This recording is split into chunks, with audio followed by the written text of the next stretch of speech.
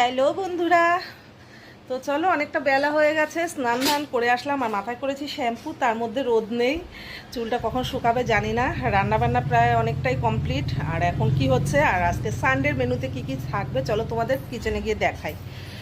তো চলো কি কি রান্নাবান্না হলো বলা যাক তোমাদের। তো ব্যাক ক্যামেরা করি, চলো দেখো। আছে গরম গরম ধোয়া ওটা ভাত, এই যে ধরছে, বুঝতে পারলে। আর এখানে আছে এটা থানকুনি পাতা বাটা, শুধু সর্ষের তেল আর একটা কাঁচা লঙ্কা নুন দেয়া থানকুনি পাতা বাটা।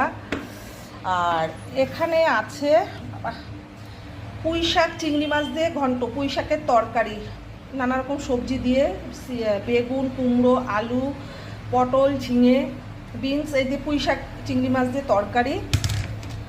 আর এখানে আছে পাঁপড় ভাজা, আর এখানে আছে কালকের মোচার তরকারি আছে, আর আছে একটু জিলাপি।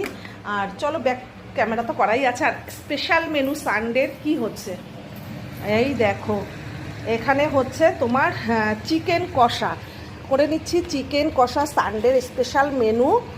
তোমরা কারা কারা চিকেন খেতে ভালোবাসো অবশ্যই কমেন্ট কিন্তু করো। হ্যাঁ, এখানে হচ্ছে চিকেন কষা, এই দেখো কষা কষা করবো, একবারে বেশি করে করে নিয়েছি যাতে 2 টাইম হয়ে যায়।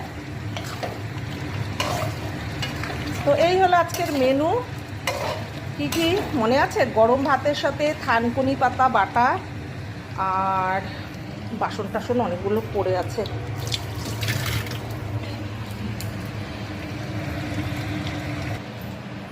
এই যে চিকেন হচ্ছে, চিকেন হলেই রান্না কমপ্লিট। আর তো তোমাদের দেখালামই, এই যে কি কি দেখালাম।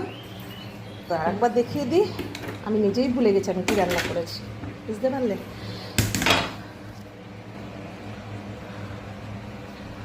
তো এই হলো আজকে সানডের মেনু। তো মেনুগুলো তোমাদের কেমন লাগলো একটু কমেন্ট করে জানাতে ভুলো না।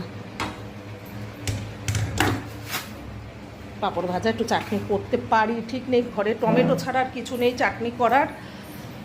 চিকেনটা এখন একটু গরম মশলা ভাজা পাউডার মানে গুঁড়ো মশলা দিয়ে নামিয়ে নেব।